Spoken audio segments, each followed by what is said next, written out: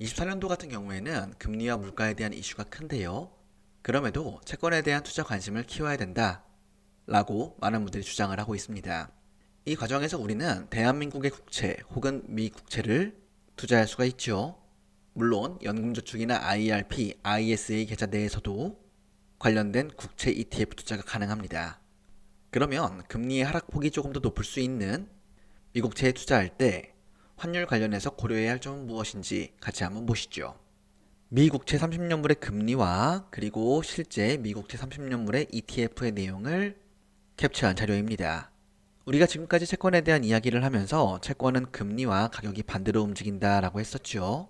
그래서 채권 금리가 쭉 올라가는 이러한 시기에는 채권 가격은 아래로 하락하는 그런 모습을 보여왔습니다. 그럼 금리가 내려갈 때는 채권 값이 올라간다라고 이야기를 했었죠. 그리고 최근에 보니까 채권의 가격이 조금씩 조정을 받고 있는 그런 모습을 확인할 수 있겠습니다. 그렇기에 이처럼 채권의 가격이 빠질 때 채권을 매수하는 전략도 한번 검토해 볼 수 있겠는데요. 그럼 미 국채를 투자한다면 신경 써야 될 내용이 어떤 것이 있을까요? 당연히 미국채의 금리, 즉 가격에 대한 부분도 우리가 신경을 써야겠지만 또 하나 중요한 내용은 이제 달러로 투자를 하기 때문에 환율에 대한 내용들, 그리고 더 나아가서 미국 시장에 투자할 때의 세금도 같이 고려를 해봐야 할 것 같습니다. 오늘은 세금에 대한 이야기는 좀 생략하고요. 환율에 대한 부분, 이 내용으로 한번 내용을 풀어보도록 하겠습니다. 자, 최근에 환율이 이제 1,400원에 가까워지고 있죠. 그리고 촬영을 하고 있는 지금은 5월 2일인데요. 오늘자의 환율은 1,376원을 기록하고 있네요. 자, 환율에 대한 그래프를 좀 보시면 환율은 얼마가 적정하다, 적정 가격이 있는 것은 아닙니다.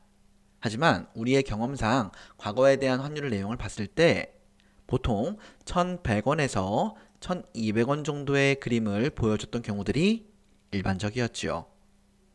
그리고 역사적으로 조금 뭔가 금융에 대한 위기가 있을 때마다 환율이 위로 튀는 모습을 보여줬는데요. 대표적으로 세 번 정도를 뽑는다면 IMF, 그리고 서브프라임 모기지 사태라고 불리는 리먼 사태, 그리고 이번에 고물가로 인한 금리 인상이 좀 가파르게 나오며 원달러 환율이 1,400원을 넘어갔던 그런 모습도 보여지고 있네요. 자, 제가 드리고 싶은 생각은 달러 값이 얼마다 라고 하는 적정 가격은 없지만 우리의 경험으로 봤을 때 지금의 환율은 달러를 투자하기가 조금은 부담스럽지 않을까요? 라는 그런 의견을 보여드리고 싶었습니다. 그럼 우리가 지금 달러를 구입해서 미 국채를 투자하면 어떤 일이 벌어질까요? 만약 우리의 예상대로 앞으로 금리가 내려가서 채권에 대한 가격은 상승할 수 있습니다. 그럼 이를 통한 매매 차익은 플러스가 나겠는데요. 두 번째 내용을 볼까요? 금리가 내려가는 상황이 벌어진다는 것은 미국의 기준금리가 다시 안정화가 되고 국제 정세가 다시 호전한다. 그런 의미로 봤을 때는 이제는 달러 인덱스가 좀 약화되며 달러 약세가 벌어질 가능성이 열려 있습니다. 그러면 1,400원에 진입했던 그 환율이 1,300원, 1,200원이 된다면 환율과 관련해서는 환차 손이 발생하는 그런 상황이 벌어질 것입니다. 그래서 이런 부분을 좀 감안해서 해외 투자를 할 때 내용들을 검토해 보시면 좋겠는데요. 그래서 오늘은 채권에 대한 이야기이기 때문에 이 환율에 대한 부분, 두 번째 환차손이 발생할 수 있는 환율을 닫아놓고 투자할 수 있는 환 해지에 대한 전략을 한번 공유해 볼까 합니다. 일반적으로 달러를 보유하는 전략은 환 노출 전략입니다. 우리가 달러를 구입했기 때문에 환율이 어떻게 변하는지 그 내용이 오롯이 우리의 수익률로 반영이 되는 것이지요.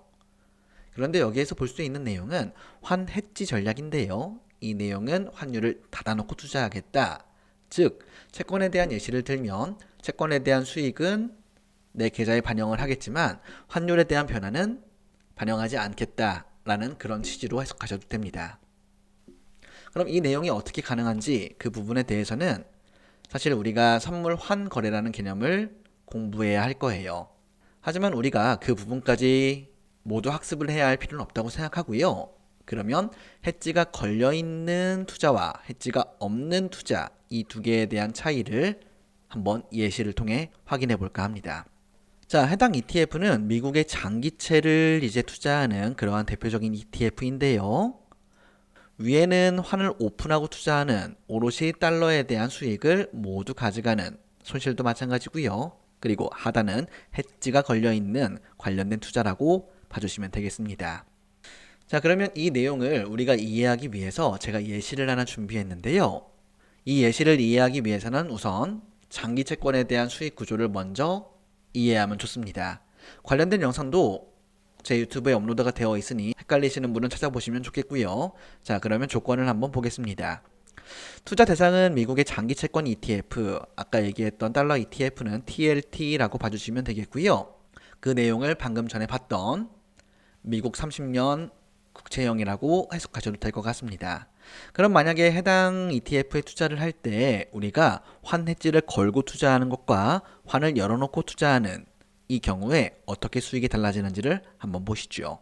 현재의 환율은 1달러에 1,400원이라고 가정을 해봤고요. 그리고 2년 뒤에는 환율이 조금 진정이 되어 1달러에 1,200원으로 회귀한다라고 가정을 한번 해봤습니다. 그리고 금리 인하 사이클이 들어오면서 TLT의 수익률을 한 20% 정도만 가정을 해봤네요. 물론 금리 인하의 강도에 따라서 수익률은 더 커질 수도 있을 것이고요. 아니면 덜 할 수도 있다라는 점도 한번 언급을 하겠습니다. 투자 원금 1,000만 원 정도에 대한 금액을 예시로 한번 내용을 풀어볼까요? 영상을 보시는 분들은 잠깐 일시 정지를 해놓고 두 개의 퀴즈를 풀어보신다면 더 이해도가 높아질 것 같습니다. 자, 우선 문제를 풀어보면 그 채권에 대한 수익률이 나오는 과정까지는 동일할 것 같습니다. 그 다음에 이제 환율에 대한 변동폭을 반영할 것인가 하지 않을 것인가 이 내용이 관건이겠네요. 그럼 계산을 한번 해볼까요? 1,000만 원이라는 금액을 지금 현재 환율이라고 불리는 1,400원으로 한번 환전해 보겠습니다. 그러면 7,142달러 정도의 금액이 나오겠네요. 한번 메모해 볼까요?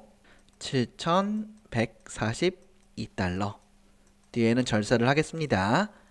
그럼 환전을 한 다음에 이제 미 장기채에 투자했더니 수익률이 20%가 났네요. 그럼 1.2를 곱하면 될 것 같습니다. 계산 한번 해볼까요? 7,142 곱하기 1.2 했더니 8,570달러가 나오네요. 8,570달러. 자, 여기까지는 수익이 나는 내용 1번이나 2번 모두 동일하게 반영이 될 건데요. 이제 여기에서 우리가 볼 내용은 환 해지를 하는 경우 어떻게 될까요?